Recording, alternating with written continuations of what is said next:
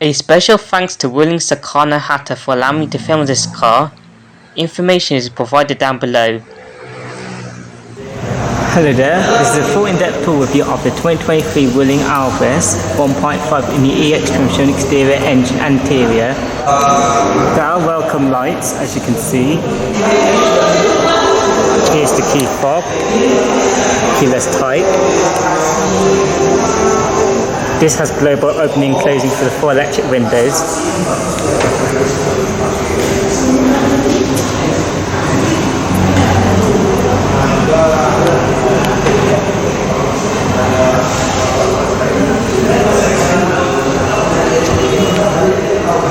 Auto power foldable side door mirrors, as you can see.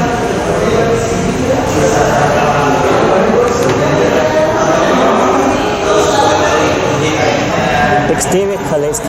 This has keyless entry feature as standard on the EX trim. The car is currently unlocked. Lock the car, press this button on the door handle. To unlock the car, press this button again.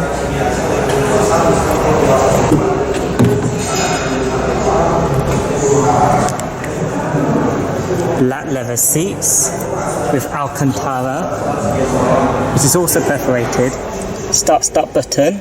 A 3-spoke low rack multifunctional steering wheel with silver trim. It is of a square theme. For transmission, the Alvez comes with either 6-speed manual or CVT. This is a CVT continuously variable transmission. Sport mode for CVT and manual shifting mode via the gearbox. When selecting reverse, rear parking sensors along with reversing camera with guidance line.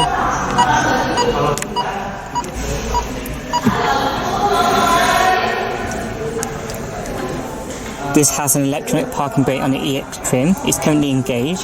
To disengage it, put the foot on the brake and press it down. To engage it, simply pull it back up with the auto hold feature. Now let's take a look at exterior. Turn on the headlights, high beams as well as the fog lights, and roll down the driver's side window.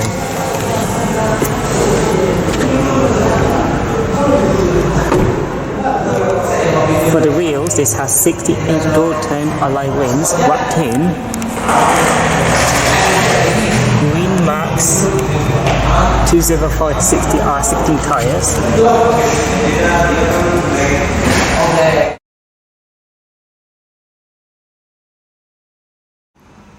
Last September, Wuling unveiled this model called Xinji in China, the brand subcompact crossover SUV and their smallest SUV yet.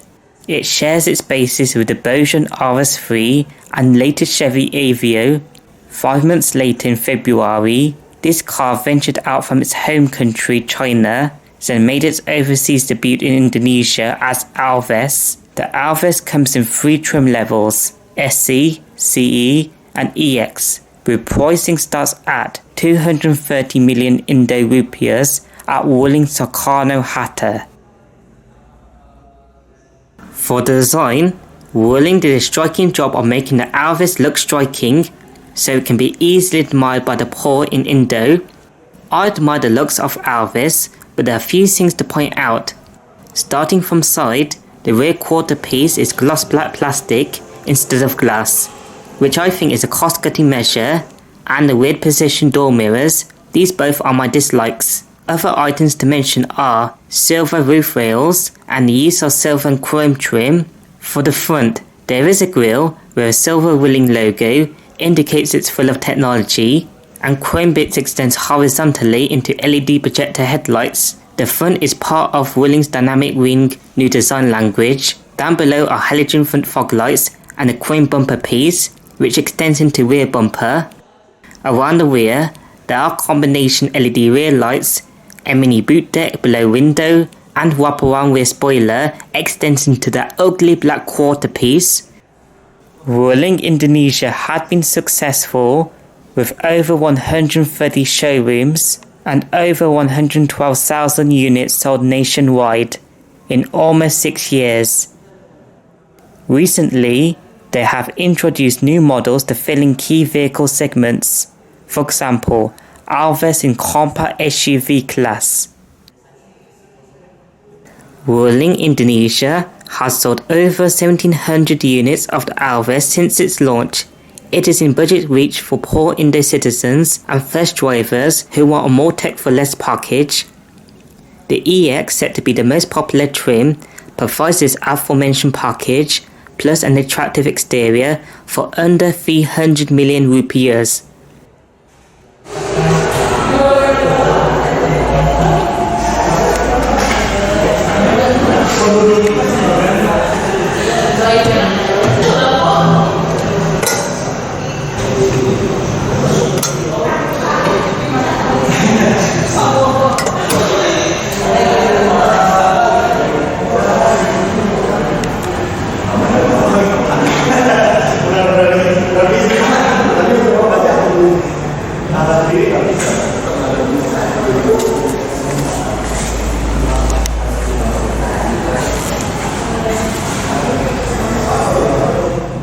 For engines, the Alvez in Indonesia comes with a sole engine option, suitable for its overall size and driver's needs. I'll explain now. Under the bonnet is a 1.5 litre, inline-4, 16-valve, dual overhead cam, naturally aspirated petrol engine. This engine is Euro 4 compliant and has dual variable valve timing. This engine produces 105 horsepower at 5800 RPM and 143 Nm of torque between 4000 to 4600 RPM. The fuel tank size is 45 litres, and the Alvez is a front-wheel drive crossover SUV, which defeats the SUV purpose without all-wheel drive availability nor off-road driving modes.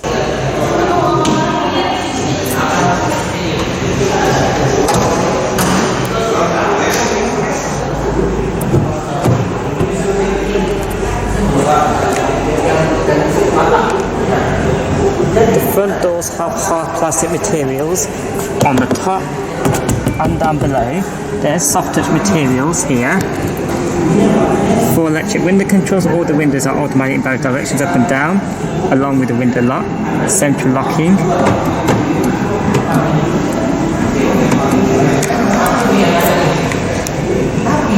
Decent sized door pocket storage for the front doors. To the right of the steering wheel column, headlight adjustment level switch, the button to deactivate traction control, electric mirror controls, along with the power folding feature.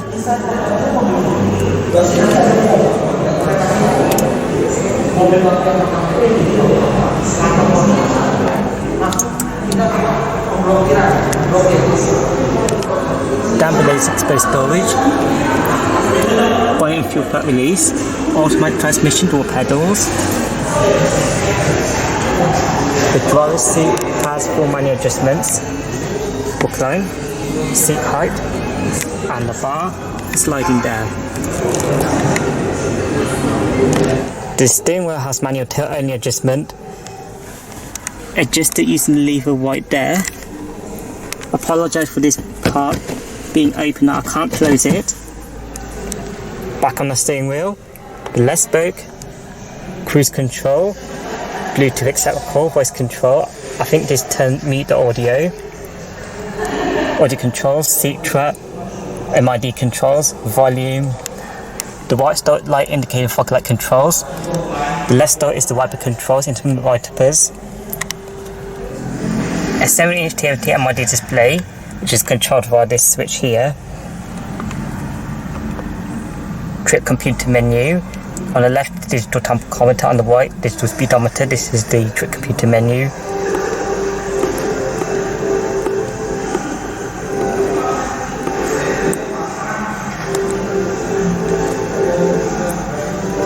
Driving menu, navigation menu, phone menu, audio menu, settings.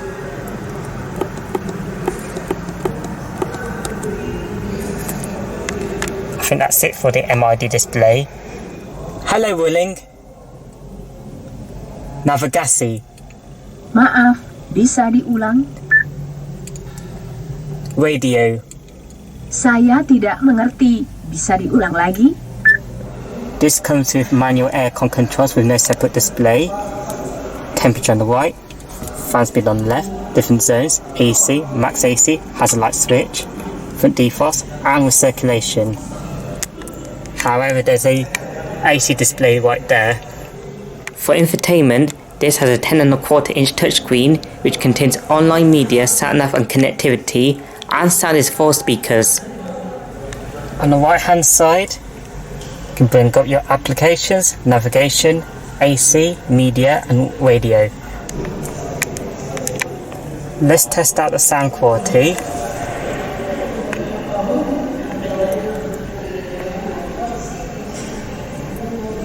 There's no separate volume control.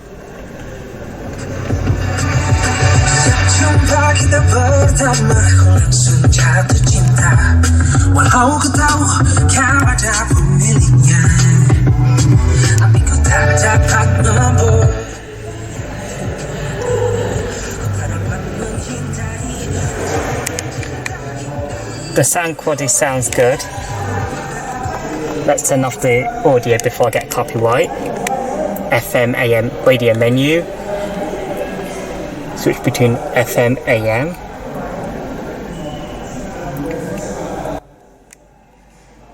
Manual tuning for radio, love heart station, seek track, play pause, scan, and on right are a list of radio stations in the area.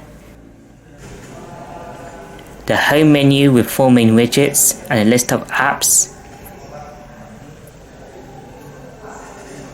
AC menu brings the essential AC display. Fan speed, temperature, AC on off, front defrost and recirculation, person zones and AC modes for weather and conditions. Telephone menu. Media menu includes Bluetooth, USB and jukebox storage. Sat-nav menu brings up a map. Options for zoom and change views, including 2D and 3D modes.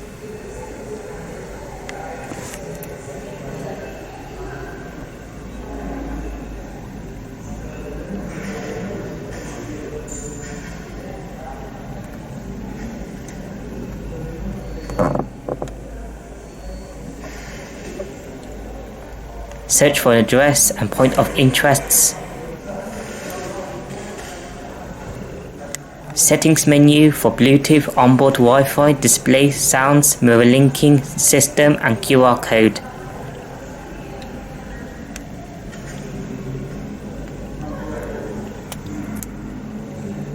Driving controls menu allows to adjust or turn on or off certain safety aids, window controls, door locks, lights and others.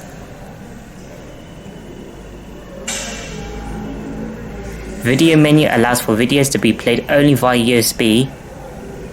P-chat menu, options to add on other apps.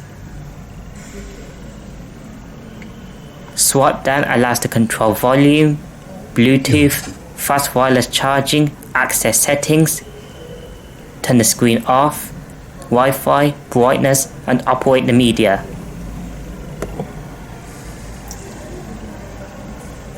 The touchscreen system, I do love the graphics, however it is fiddly to use. There is no physical shortcut buttons, no physical volume button. Exposed storage in front of the touchscreen.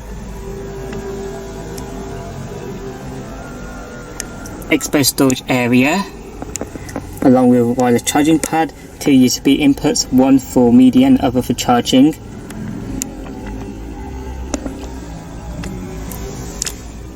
Two cup holders behind the gearbox. Front center armrest made out of Alcantara or leather with stitching.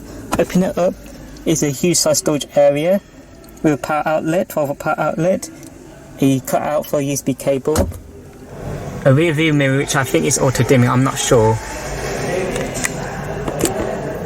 LED front reading lights, the controls for the sunroof.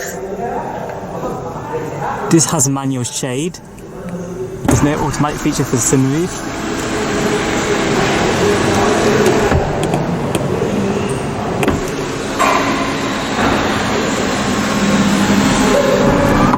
Can be opened as the vent.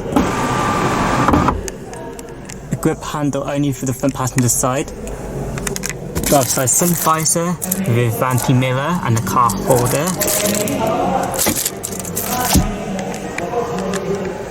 To summarise the Wuling Alvez's interior, I do like how the interior is well made and takes on a square theme.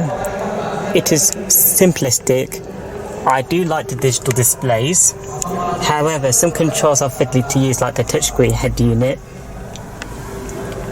These seats have enough comfort in them. On the dashboard there is soft touch materials along with hard plastic gloss back material there. Now let's check out the rear seats.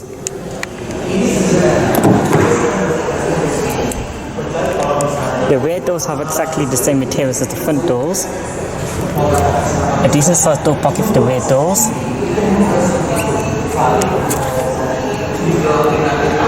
Isofix chassis anchor points in the rear seat. The rear seats do fold down. First of all, flip up the seat bases and then use this lever to fold the seat back down just like that. Folds down flat. For rear seat space, I'm a short person. The front seat is my most comfortable position. I've got plenty of leg room and a decent amount of headroom. I believe tall people or 6-footers might not be satisfied back here in the rear seats, especially for rear headroom. Front seat back pockets on both sides. Rear aircon vent along with USB input for charging. Flat transmission floor. No rear centre armrest. Rear grip handles.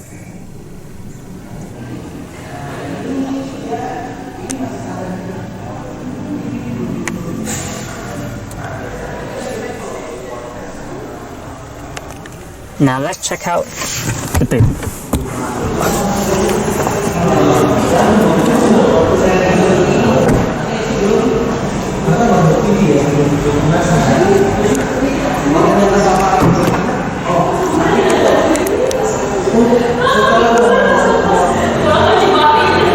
The boot with all the seats in place is of a great size. On the left is a hook.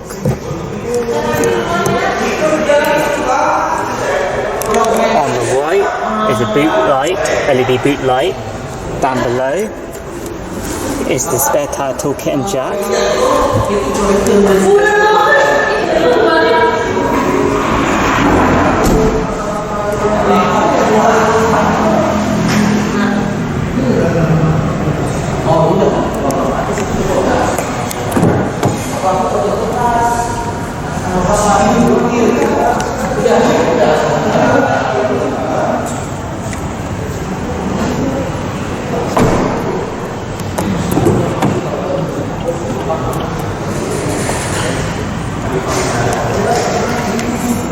The front passenger seat has manual adjustments, the same set of adjustment as the driver's side, except the seat height. This has 2 airbags as standard. Glove box, which is of a reasonable size. First aid kit.